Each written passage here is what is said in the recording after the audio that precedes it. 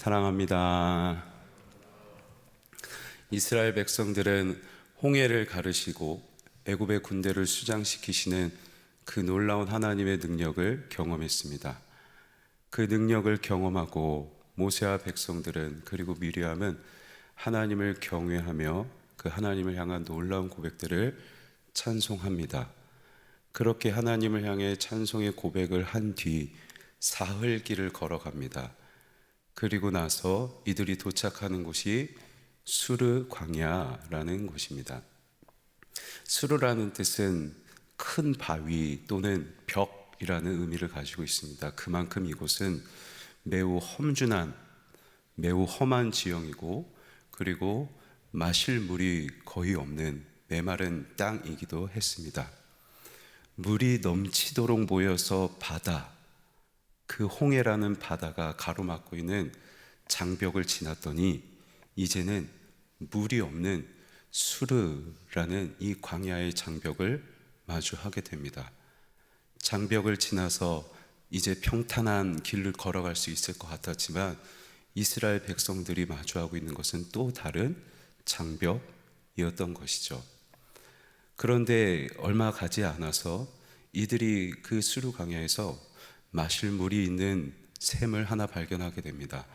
그런데 그 물을 마시는데 도저히 써서 마실 수 없어 뱉고 맙니다. 그리고 쓰다 하며 이 물을 마라라고 이름하고 있습니다. 홍해 앞에서도 그랬습니다. 이들은 스스로 홍해를 가를 수 없는, 스스로 힘으로 극복할 수 없는 장벽을 마주하였고, 지금도 동일합니다.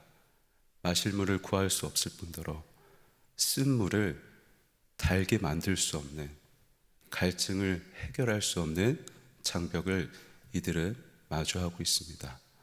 어쩌면 이스라엘 백성들이 겪고 있는 이 상황은 우리도 우리 일상 가운데 경험할 수 있는, 우리도 살아가며 무수히 많은 장벽들을 경험하고, 그리고 그 장벽들은 내 힘으로 극복하기 참 어려운 것들, 이러한 장벽들을 우리는 계속해서 마주하며 살아가는데, 그렇다면 이스라엘 백성들은 이 장벽들 앞에서 어떻게 반응했습니까?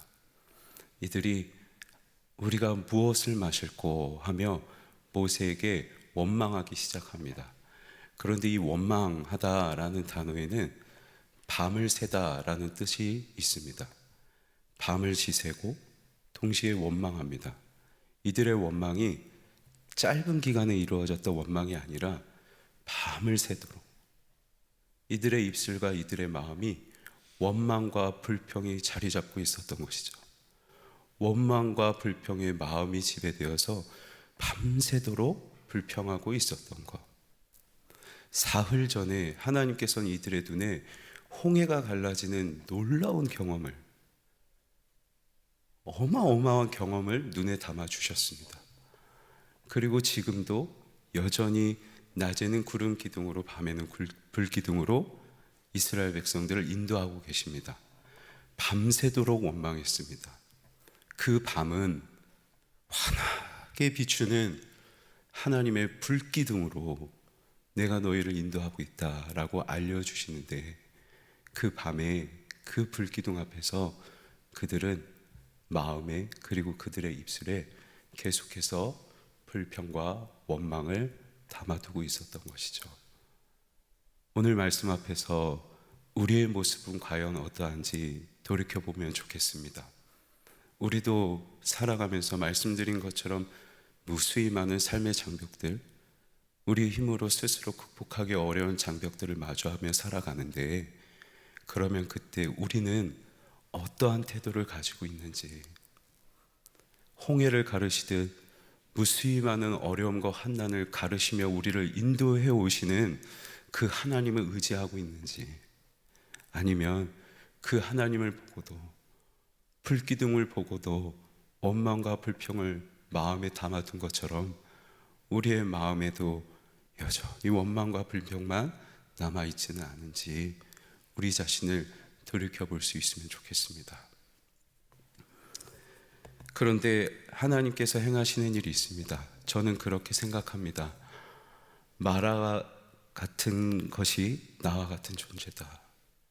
쓰디쓴 물을 담고 있는 이 샘물 마라와 같이 우리도 쓰디쓴 불평과 원망을 담고 있는, 우리의 입과 마음에 담고 있는 사람. 그래서 내가 마라와 다를 바 없다, 내가 마라와 같은 사람이다 라고 생각합니다. 그런데 하나님께서 이 마라를 향해서 행하시는 일이 있습니다. 모세가 하나님 앞에 부르짖자 한 나뭇가지를 가리키시며 그 나뭇가지를 마라라는 물에 던지라 하십니다. 모세가 순종하여 나뭇가지를 물에 넣으니 쓰디 썼던 물이 단물로 변화됩니다. 하나님께서 쓰디 쓴 물을 단물로 변화시키셨습니다. 그렇다면 마라와 다를 바 없는 우리는 어떻게 하실까요? 쓰디쓴 물을 담고 있는 마라처럼 쓴 원망과 불평을 내내 담고 있는 저와 여러분을 하나님은 마라를 단물로 변화시키시듯 우리도 변화시키실까요?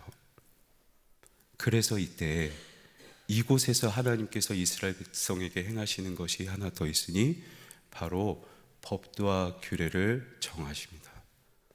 법도와 규례를 정하시며 이스라엘 백성들을 시험하실세. 너희가 내가 보기에 의로운 행위를 다 행하고 내 모든 율례를 계명을 다 지키고 너희가 나를 의지하면 내가 애굽 백성에게 내렸던 질병을, 재앙을 너희에게 내리지 않겠다. 나는 너희의 치료하는 하나님이라고 말씀하십니다. 이제 하나님께서는 이스라엘 백성들이 마주할 무수한 장벽 가운데 그곳에서 이스라엘 백성들을 시험하실 겁니다. 지금까지 아무렇지 않게 원망과 불평을 담아왔던 이스라엘 백성들이 이제는 그곳이 하나님의 시험 장소임을 기억해야 합니다. 아무렇지 않게 원망과 불평을 담아왔다면 이제는 그곳에서도 여호와 하나님의 율례와 법도를 지키고 하나님 보시기에 의로운 행위를 할 수 있는지, 그 상황에서도 하나님을 의지하며 하나님을 섬기며 살아갈 수 있는지 하나님은 그 과정 속에서 시험하실 겁니다. 그리고 그 시험을 잘 통과하면 하나님, 치료하시는 하나님께서 그 장벽 가운데서 구원하실 것이고, 만약에 그들이 그 가운데서 원망과 불평을 반복하면 하나님께서 다스리시겠죠. 왜 하나님이 이렇게 말씀하고 계실까요? 우리가 자녀들을 훈계할 때 내가 너의 벌 주겠다라고 말할 때가 있습니다. 벌을 주고자 하는 부모의 마음 안에는 정말 자녀를 벌 주길 원해서 하는 말이 아니라 벌 주고 싶지 않아서 벌 주기 전까지, 그 직전까지 이르지 않도록 하는 그 간절한 마음을 담아 내가 너에게 벌할 거다라고 말하죠. 하나님 마음도 동일할 거라 생각합니다. 하나님께서도 이스라엘 백성들이 벌 받지 않도록 그들이 하나님이 인도하시는 복을 받을 수 있도록 너희가 이 상황에서도 하나님을 섬길 수 있겠냐, 모든 율례와 규례를 행할 수 있겠냐라고 하나님께서 묻고 계신 것이죠.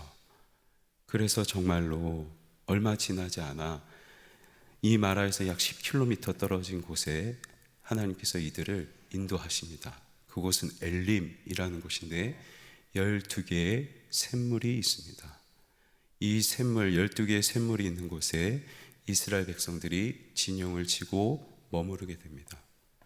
마실 물이 없었던 그들에게 12개의 샘물, 넘치는 물을 보여주시면서 나는 너희를 치료하는 하나님이다. 나는 너희를 구원하는 하나님이다. 너희의 필요를 채우는 하나님이다. 말씀하시면서 나는 이러한 하나님이니 너희가 어느 상황에서든 나를 의지해라. 내가 보기에 의로운 행위를 해라. 내 명령을 지켜 행하라 라고 하나님의 마음을 이스라엘 백성들에게 전하고 계십니다. 말씀을 맺겠습니다. 우리 사람은 참 연약한 존재여서 늘 마음에 우리의 입에 원망과 불평을 담고 살아갑니다. 하지만 하나님께서는 어떤 상황에서든 마음의 원망과 불평을 담고 있는 우리를 하나님만 의지하는, 하나님을 구하고 하나님을 순종하는 하나님의 달디단 백성으로 변화시키시길 원하십니다. 이 하나님을 마음을 기억하며 어떤 상황에서든 하나님 의지하고 하나님 섬기며 살아가는 저와 여러분이 되면 좋겠습니다. 그래서 우리의 삶의 순간순간마다 우리를 치료하시는 하나님, 도우시고 인도하시는 하나님 경험하는 저와 여러분이 되길 주님의 이름으로 간절히 소망합니다.